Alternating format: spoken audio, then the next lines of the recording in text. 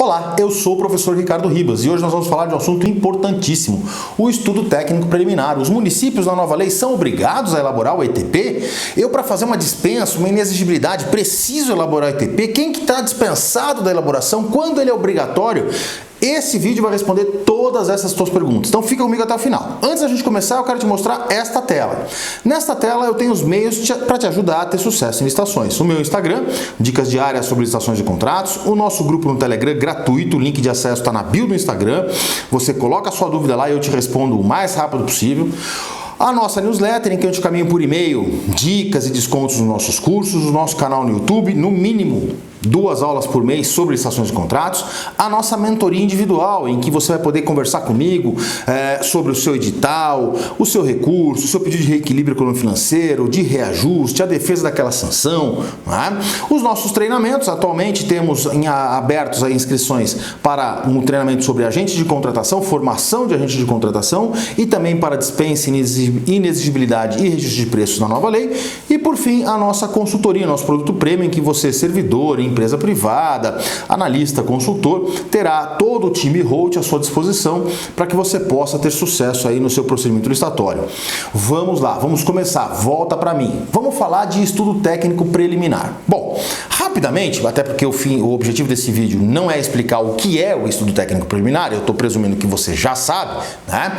O ETP, ele serve para bem definir com exaustão, né, as características da tua contratação, né, os elementos que vão caracterizar, que vão definir o teu objeto, a forma de execução, os requisitos para a sua execução. Nós temos algumas normas previstas já em vigor, definindo o conteúdo mínimo do ETP, e eu recomendo que você siga categoricamente cada um dos itens. Abra lá no documento, no seu estudo técnico preliminar, abra um item para cada um daqueles previstos lá no artigo 18 da nova lei de licitações, que define o que deve conter um estudo técnico preliminar. Mas o objetivo desse vídeo não é dizer o que é o ETP ou o que ele deve conter, mas sim quando ele é obrigatório. Esse é o ponto importante. E aí nós vamos direto no artigo 18, inciso 1º e parágrafos 1º, 2º e 3º. Acompanha comigo na tela. O artigo 18 da nova lei de licitações, ele diz lá que a fase preparatória, né, é caracterizada pelo planejamento. E lá no inciso 1º, ele exige a descrição da necessidade da contratação fundamentada em estudo técnico preliminar que caracteriza o interesse público envolvido. Então, em tese, pelo inciso 1º, toda e qualquer licitação, porque o artigo 18 está falando de processo licitatório, toda e qualquer licitação precisa de ETP. Né? E o parágrafo 1º vai dizer: o estudo técnico preliminar deverá evidenciar o problema a ser resolvido e a sua melhor solução, de modo a permitir a avaliação da viabilidade técnica e econômica da contratação, e conterá os seguintes elementos. E aí ele vai trazer todos, volta aqui comigo, ele vai trazer todos os elementos necessários para o ETP. A gente vai pular essa parte, se você quiser eu posso até gravar um estudo de como elaborar o ETP, não tem problema, me pede nos comentários que eu gravo para vocês, mas o importante é a gente trazer as hipóteses em que o ETP, o estudo técnico preliminar, ele é obrigatório. E o parágrafo 2º, ele diz o seguinte: olha, o inciso 1º diz que ele é obrigatório para todo e qualquer procedimento licitatório, mas você pode fazer um estudo técnico simplificado, né? O estudo técnico preliminar simplificado com, no mínimo, alguns requisitos. Veja comigo na tela. O estudo técnico preliminar, parágrafo 2º, né, deverá conter ao menos, então seria um simplificado, os elementos previstos no inciso 1º, 4º, 6º, 8º, e 13º do parágrafo 1º deste artigo, e quando não contemplar os demais elementos previstos no referido parágrafo, apresentar as devidas justificativas. Volta aqui para mim. Então veja, processo licitatório, inciso 1º, é obrigatório ter o ETP. Parágrafo 2º, se você não quiser elaborar o ETP completo, com todos os itens do parágrafo 1º, você pode fazer o ETP simplificado, mas você deve fazer o estudo técnico preliminar. Continua sendo obrigatório, perceba, ok? E aí vamos voltar de novo para a projeção, porque temos um parágrafo 3º trazendo a única exceção no procedimento licitatório em que eu não vou precisar do ETP, desde que, obviamente, eu justifique. Veja comigo na tela. Em se tratando de estudo técnico preliminar para a contratação de obras e serviços comuns de engenharia, não falou bens, prestem atenção, não falou fornecimento, não falou compras, obras e serviços comuns de engenharia, se demonstrada a inexistência de prejuízo para a aferição dos padrões de desempenho e qualidade almejados, a especificação do objeto poderá ser realizada apenas em termo de referência ou em projeto básico, dispensada a elaboração de projetos. Então, volta aqui comigo. Resumindo, processo licitatório. Em regra, todo processo licitatório tem que ter ETP. Se você não quiser formalizar o ETP completo do parágrafo 1º, você pode realizar o simplificado, mas você tem que fazer o ETP. Salvo se você for licitar obra ou serviço de engenharia que seja comum, que seja simples e que possa então ir direto para o termo de referência, ok? E projeto básico. Essa é a regra para processo licitatório. Mas, professor, como é que fica na dispensa, na inexigibilidade? Eu vou precisar montar um estudo técnico preliminar? Calma, a nova lei de licitações, lá no artigo 72, vai falar sobre isso. Olha o que diz. O processo de contratação direta, que compreende os casos de inexigibilidade e dispensa de licitação, deverá ser instruído com os seguintes documentos. Inciso 1º, documento de formalização de demanda e, se for o caso, o problema, meus amigos, está nesse se for o caso. E, se for o caso, estudo técnico preliminar, análise de riscos, termo de referência, projeto básico, projeto executivo. Volta aqui comigo. Mas quando é que é o caso? A lei não disse. E é aqui que mora a grande dúvida do pessoal. Tá, professor, eu não sabia, mas agora eu estou sabendo que em licitação eu não vou ter como fugir, eu vou ter que fazer o ETP, mesmo que seja simplificado. Mas e na contratação direta, na inexigibilidade, eu também vou precisar? A lei fala, e se for o caso, então eu vou poder escolher a cada contratação? Eu vou dizer, esse caso aqui eu tô com pressa, então não é o caso de fazer ETP, será que vale isso? Esse caso aqui é muito pouco dinheiro, né? Dispensa por valor, eu não vou fazer ETP, será que pode isso? Será que vai do juízo de valor subjetivo da autoridade no momento do procedimento licitatório? É óbvio que não. Em procedimento licitatório nós não temos subjetividade, nós não podemos ter subjetividade. Então é preciso uma norma para dizer quando é o caso.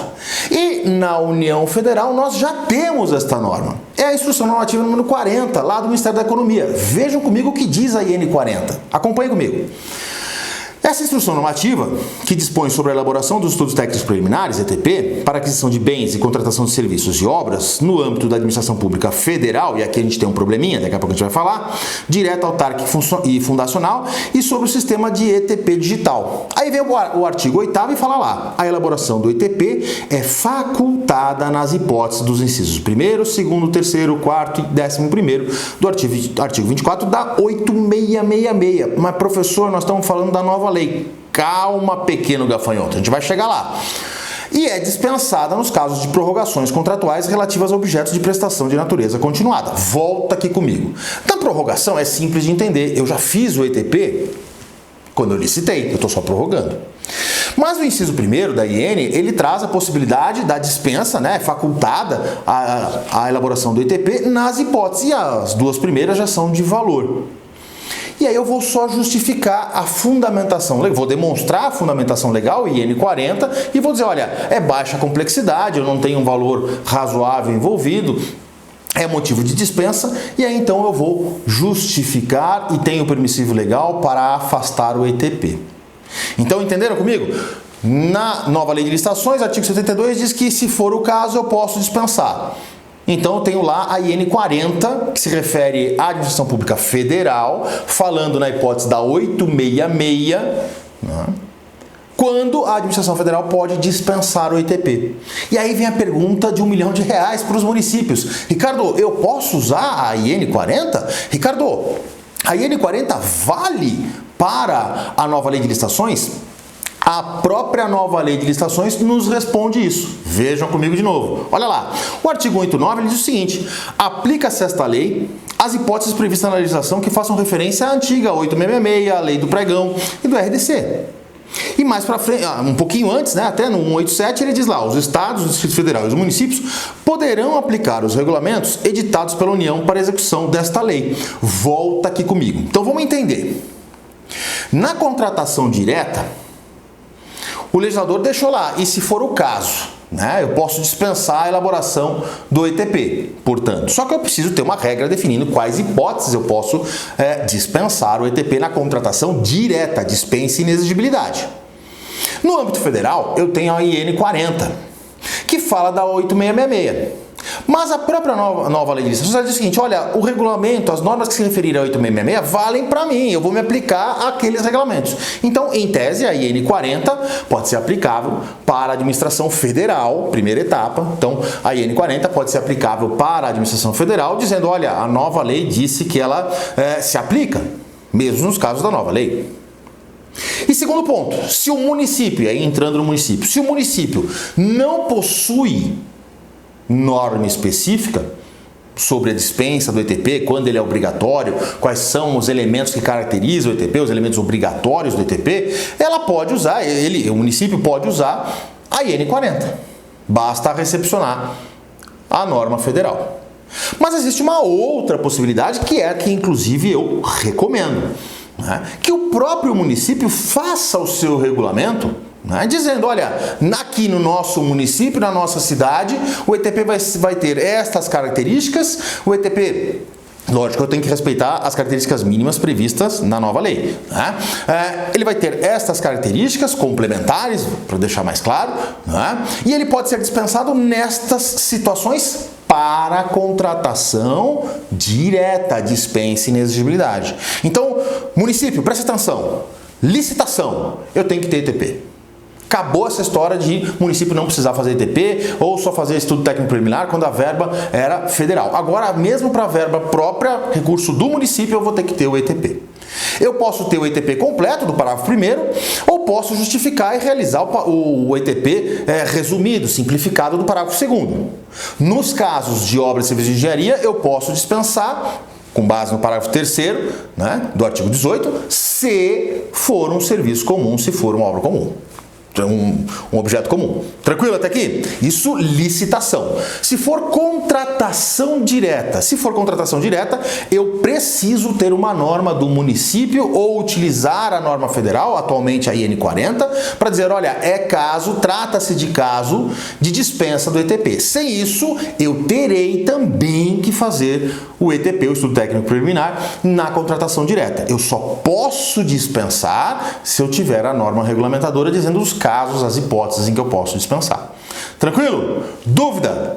Se você tem dúvida, me manda via direct, coloca nesse vídeo, no descritivo desse vídeo aqui, abaixo do descritivo, para que eu possa te ajudar. Eu respondo todas as perguntas. Eu desejo para você muito sucesso, muita sorte em licitação e eu já ia te esquecendo. Curte esse vídeo, compartilha esse vídeo, salve esse vídeo, manda para o teu colega, para aquele seu colega servidor, para o dono da empresa, né, para o teu analista, né, compartilha esse vídeo para o YouTube entender que ele é relevante e divulgar ainda mais.